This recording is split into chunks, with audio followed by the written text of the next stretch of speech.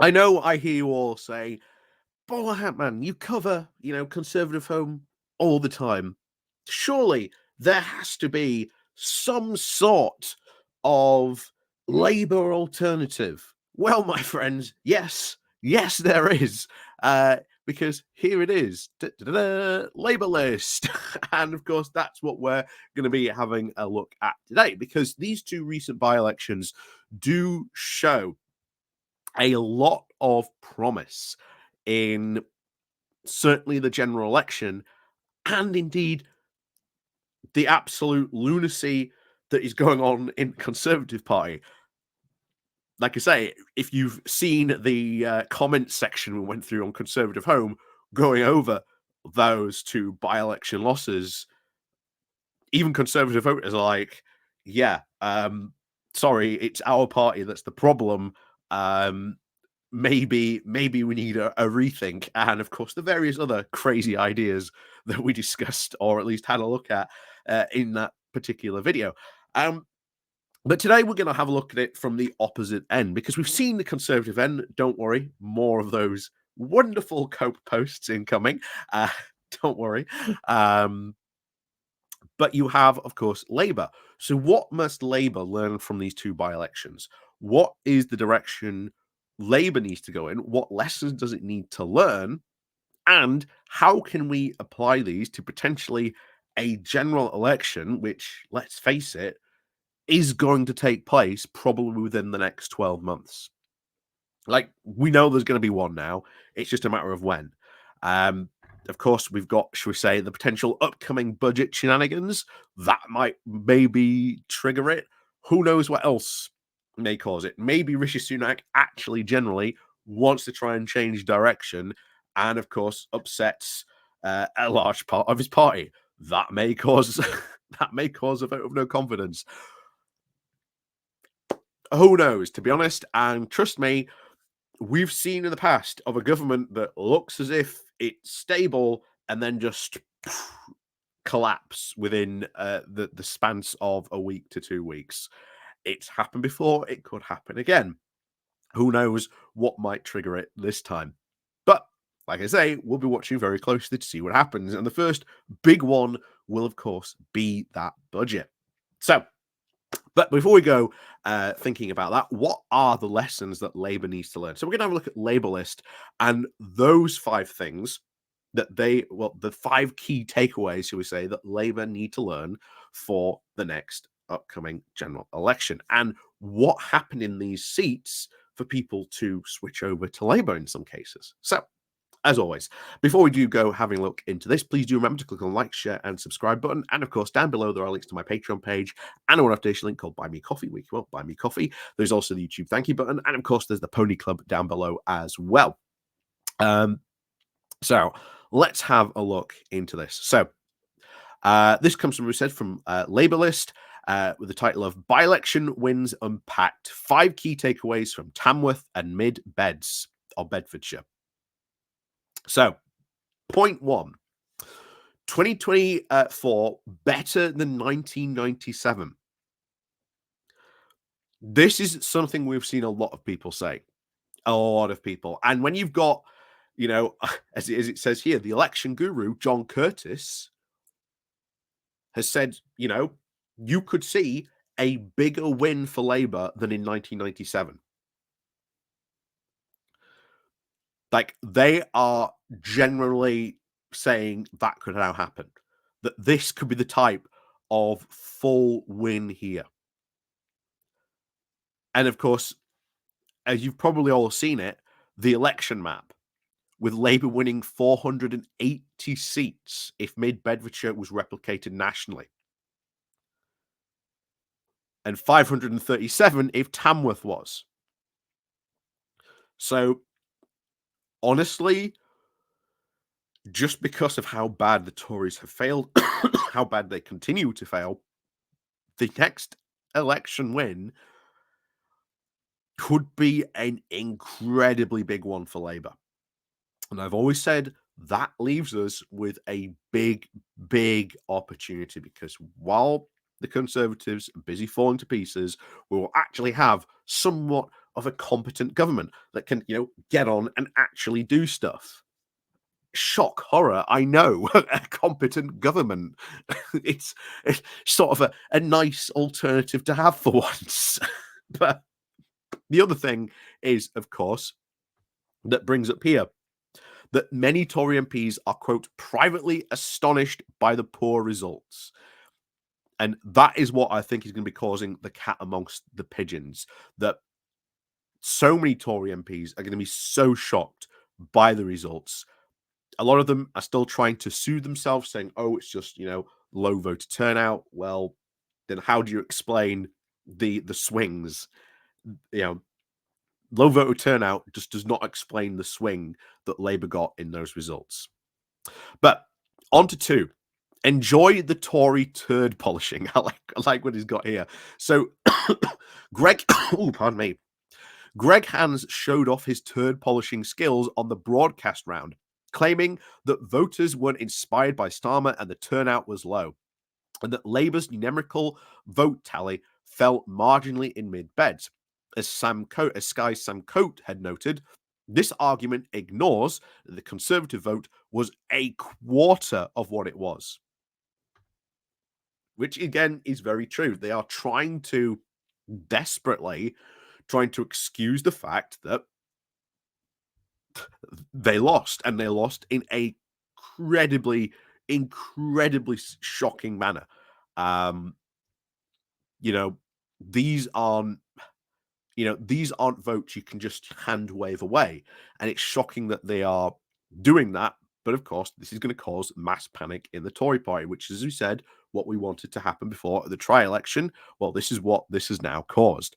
And oh boy, will they be panicking on that one.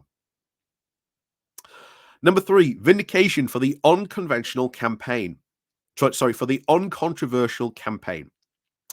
Shadow Minister Peter Kay told the Labour list earlier this week that Labour was only partly running an uncontroversial campaign in mid-Bedfordshire, avoiding attacking rivals, insisting that voters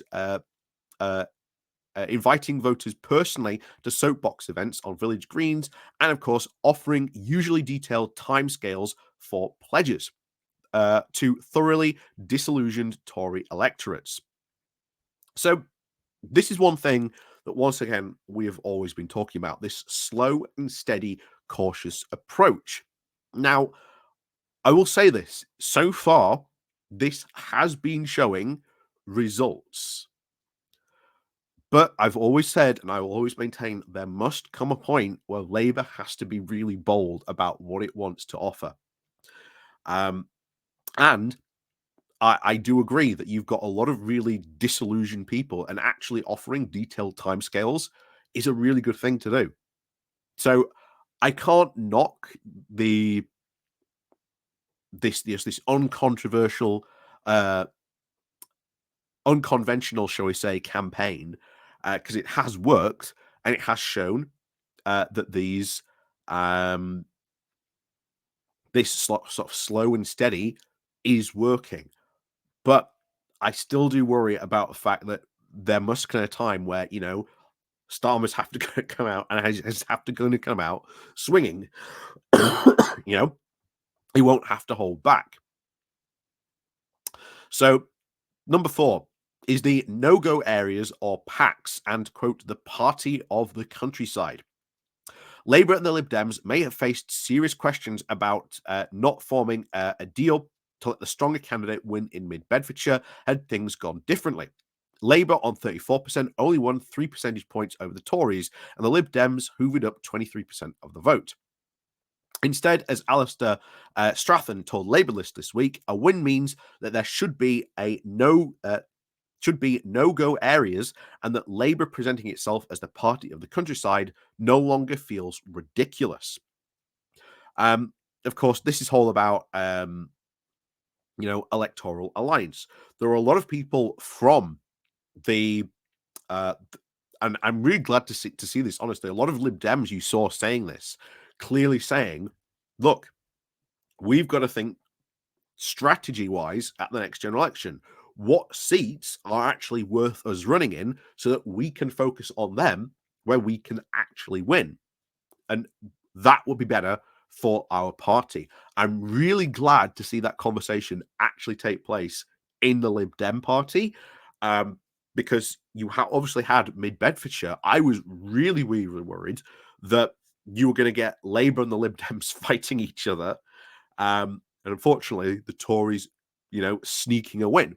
However, that didn't turn out to be the case this time. But in a general election, with probably a higher turnout, that might be the case. But if the Lib Dems are already having this conversation of, well, look, rather than going, health for leather in all these, seats we want to win, there are some seats we know that we are an absolute shoo-in to win. So let's not just focus on them all. Let's really target those key seats we know we can win. And if that is the conversation that's happening in the Lib Dems and that they are having internally, then that is a good conversation for them to have, because once again, that steals more seats from the Tories, which eventually, hey, it's good for us overall. So this is the fifth one. Is it a game changer or has nothing changed? This is, of course, the cautious approach. These two wins are good wins, but as Starmer said, we have to have expectations. We have to be careful, and we have to, not take these wins for granted. And as he rightly says, many of us will feel far more positive and a little less nervous off the back of these wins and enjoy Starmer calling them a game changer. But the party pooper, Duncan Robertson from The Economist, does make a good point. Little has actually changed. The by-elections are just a confirmation of Labour's big, constant lead in the polls. And that is true. Labour have enjoyed that big, constant lead in that. And he is right. You can no longer ignore that poll lead. So Labour actually have to start making hay on that. And then the other point he adds, the curious meme is the Conservative unpopularity rather than Labour's popularity driving it. So what? Own goals still count. So again, something to be careful for. But needless to say, interesting to see, of course, how this comes through from like a Labour source, sort of the Labour version of Conservative Home, how they are taking it. And I do agree with most of these points. I think the Lib Dem one is the bigger conversation to have. I'd be very interested to see with the Lib Dems actually go, you know what? Rather than taking a wide approach, we're really going to focus on some very key seats we know we can win. If they have that conversation and they manage to take out some more Tory seats, then that is fine. That is excellent. I've got no problem with that. Even if they don't sort of go into like a full, electoral pact, it's very likely, of course, had these by-elections turned out that way, which had shown, actually, if Labour and the Lib Dems had an electoral pact, they would have won. I would be calling for the same thing, that Labour needs to start talking to the Lib Dems and start going, okay, we know there's a general election in the next 12 months. Let's look where we can win, where you can win, and, we'll just stay out of each other's way.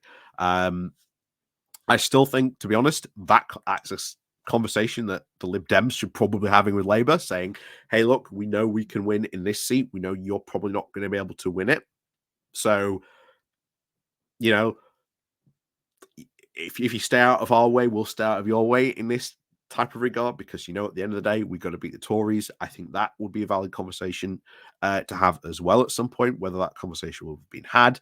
I already think that Starmer will have had that alliance conversation with Ed Davey, the leader of the Lib Dems. So we'll see what happens, of course. Of course, this pact, I doubt shall we say it'll be an open air pact. It will probably certainly be done on the down low, or at least an unofficial pact in that case. But of course, like I say, these are still very good wins. Still very, very much worth celebrating, and definitely A lot to learn from them, a lot to learn. Even the winners, even though we did win here, we still have a lot to learn from these wins, and we need to take that information and really go forward, because I will reiterate that last point that was made. We have a big lead in the polls. Let's not mess it up now. And of course, let's start taking advantage that we have that big lead in the polls, you know? But we'll see, of course, what happens going forward from this. I would hope that they do start to take really advantage of that. But hey, we'll see what happens. Of course, as always, we'll see you all next time.